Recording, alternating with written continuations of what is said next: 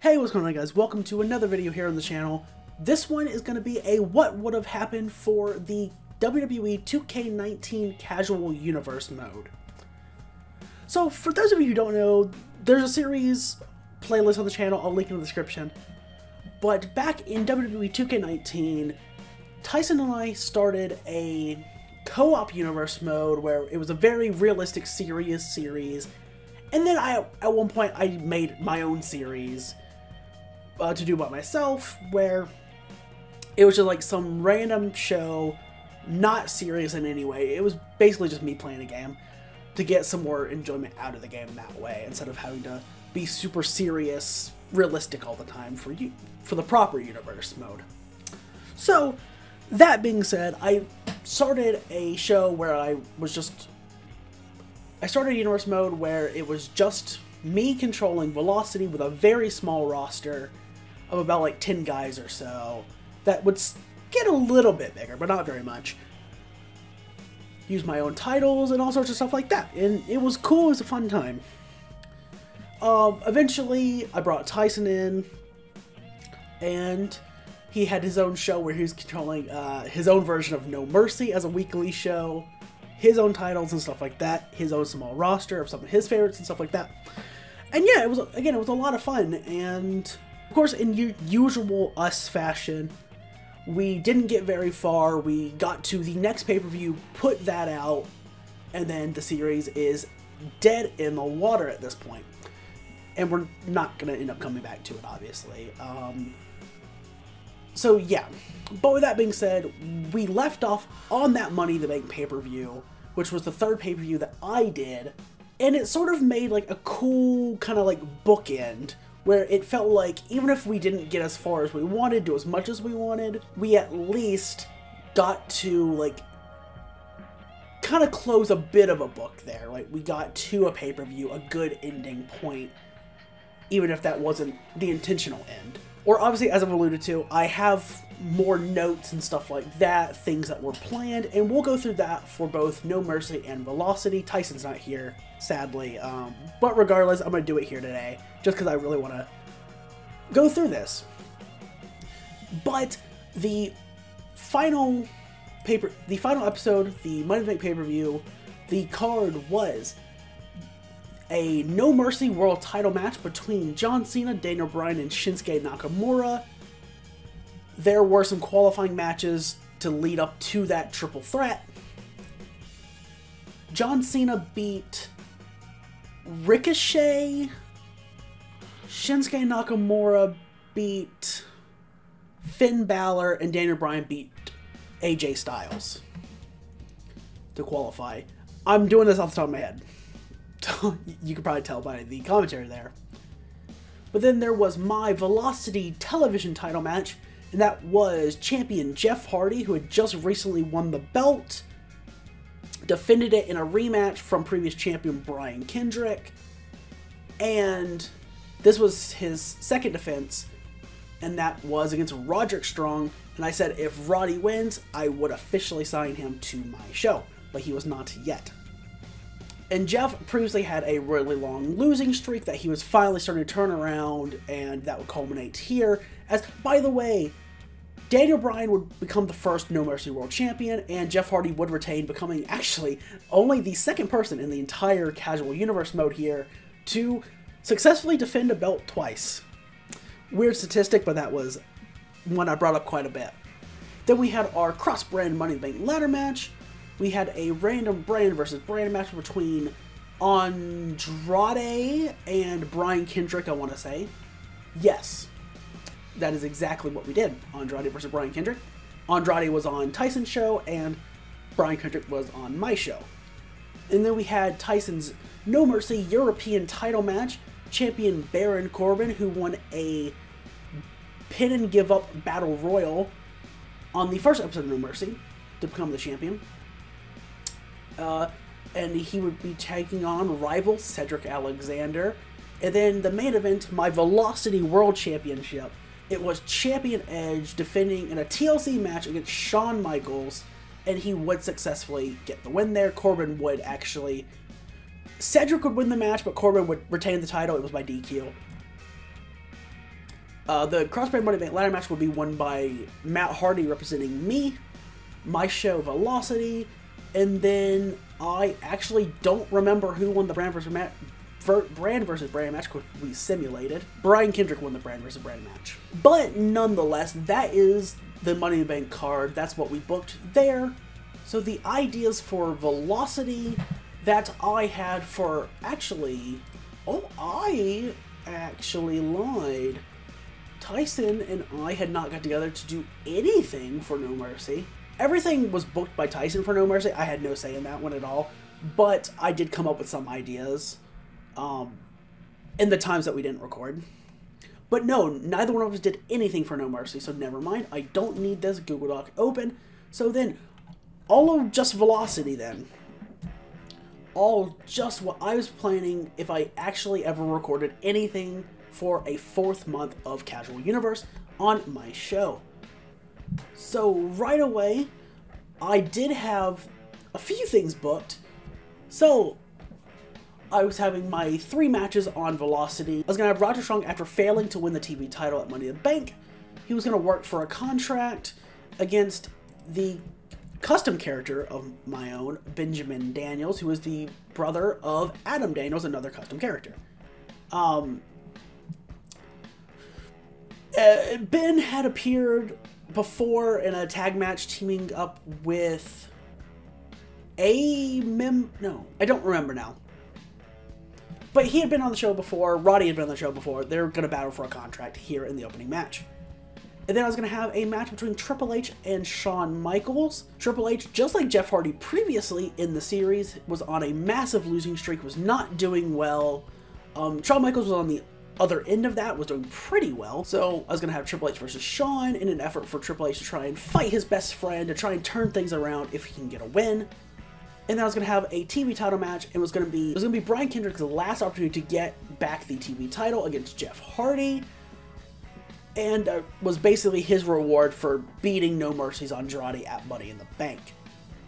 Obviously, none of this was recorded or anything. I have no footage for it, but that was the plan for that show.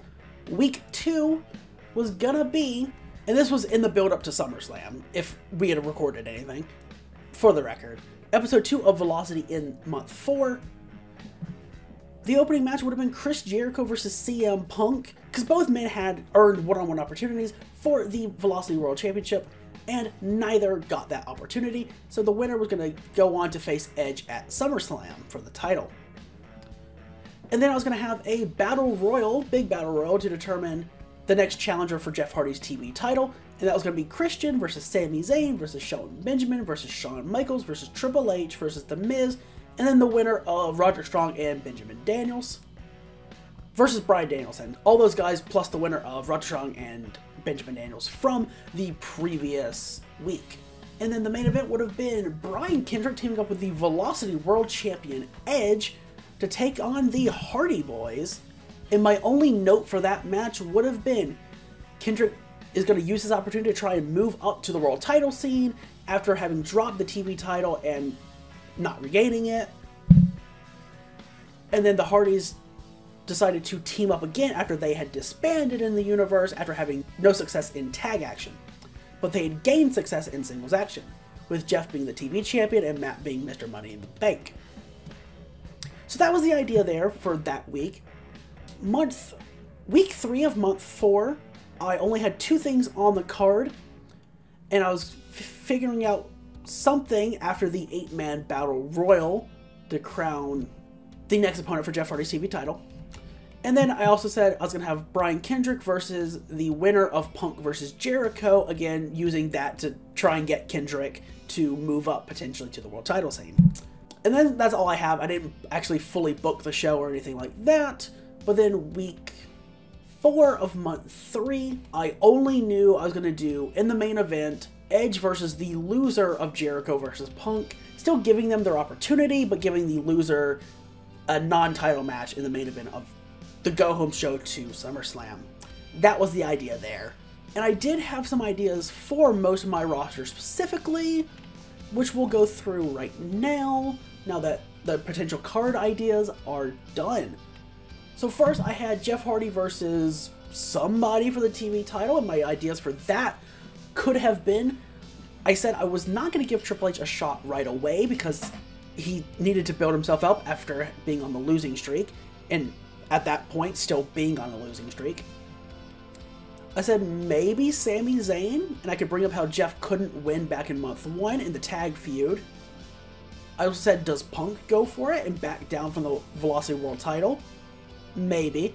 I also said maybe Kendrick, one last shot, and if he loses, he's at the back of the line. And that would have happened. And I would have had Kendrick try and move up to see how that goes. And then I also said maybe have a big 6 or 8 man match to see who should get a shot. And that's what I ultimately had put on the docket for the potential card it's on. That's what I decided on to move forward there, giving even more people a shot than I had initially written down. I said Matt Hardy, Mr. Money in the Bank, versus CM Punk. That was a match I wanted to do. It's just not booked on a card here. And I said, oh no, that wasn't necessarily a match I wanted to do, but that was just an idea I had, and that was going to be more like both have their sights set on Edge. Matt has the briefcase. Punk has never gotten his earned one-on-one shot for the title. HBK's finally out of the title picture. Does Matt go over to No Mercy and cash in over there, maybe? That were just some ideas from Matt with the briefcase. Kendrick, he beat Andrade at Money in the Bank. I said he should be rewarded for that. And that was me giving him that one final opportunity for doing so, at the TV title, that is. And I said, theoretically, he's out of the TV title picture because he lost Jeff twice, but again, he beat Andrade, so I'd give him that one last opportunity, rewarding him for beating someone, a No Mercy superstar, and then we'll move on from there. But I knew I wasn't going to take the belt off Jeff at that point anyway, not if I could help it anyway. But as well as that, I said maybe give him a shot to move up, maybe get one more match with Jeff, and if he loses again, he's done. And again, both of those I ended up deciding on doing, had I actually recorded more. We move on to Triple H and ideas I had for him. I said he's been doing really badly, and he's only won in the series because of HBK. So maybe try to start turning things around, but how? I said maybe start off by facing and trying to beat HBK. I did decide to do that. I said he could move back to Danielson and Kendrick, who were those two were teaming up as well. I said that's a possibility, because DX actually would get a win over those two in tag action, but it was because of Shawn. I said maybe reignite the feud with Shelton, which is a big feud between, in month 1, between Shelton, Triple H, and HBK. Really, it was just DX versus Shelton. But I said maybe reignite the feud there. I said maybe he tries to pursue tag success, maybe bring in tag belts, which neither one of us had done at the time, Tyson and I.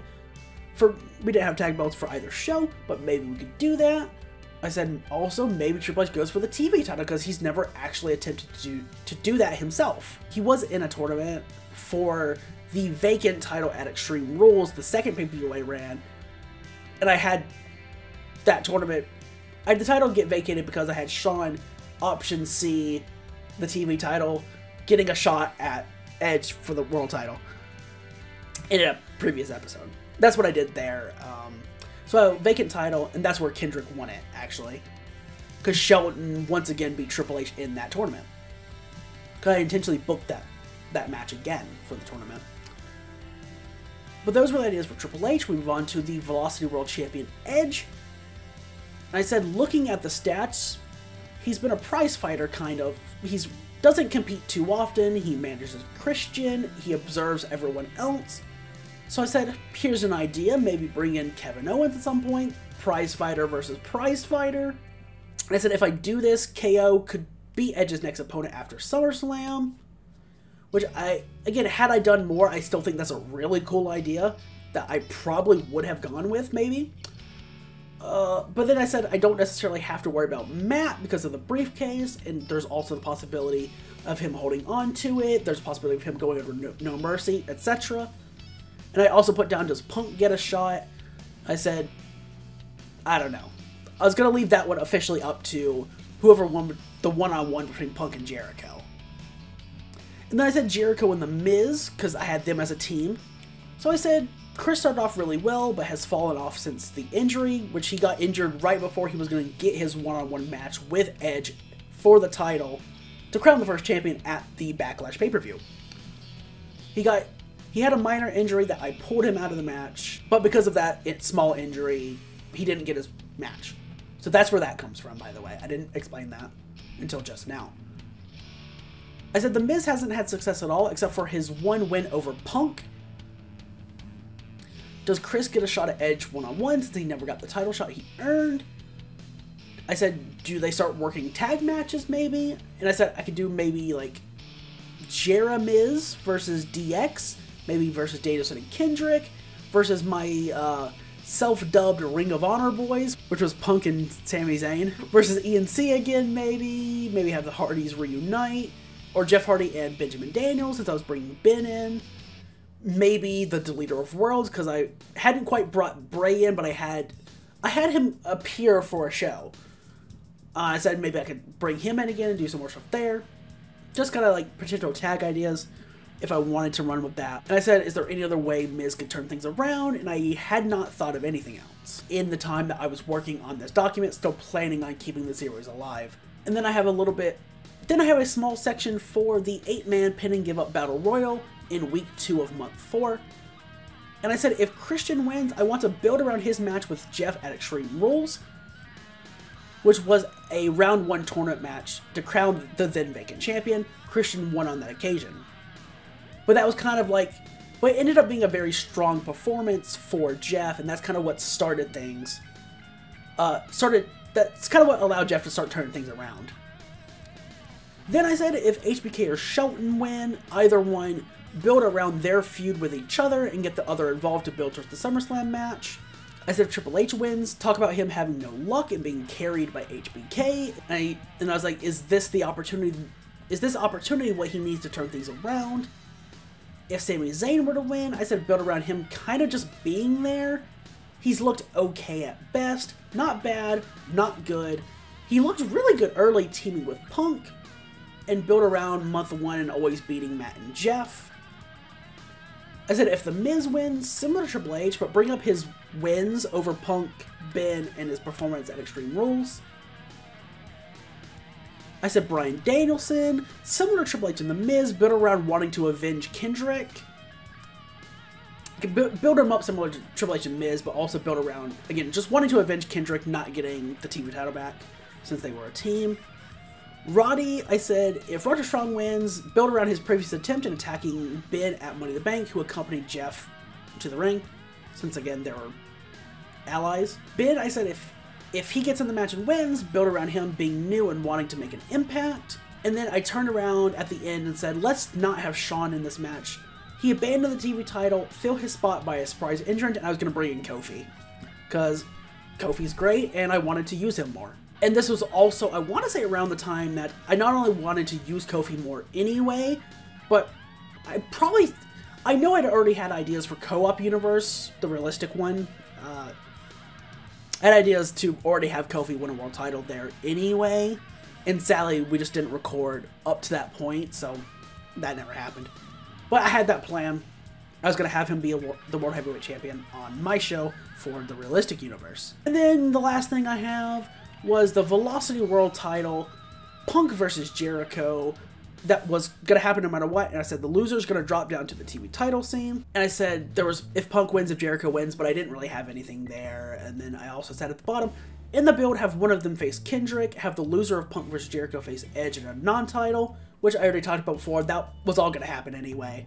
Or I guess also, at the very bottom of the document, we had tossed around the idea of potentially doing like a little draft. Where there had been like a full draft of everyone that we already had, like a smaller draft or whatever. I don't know, but we had tossed the idea around to kind of just shake up the rosters after SummerSlam. But nothing really came of that. But really, that is all that I've got to say. That's about it.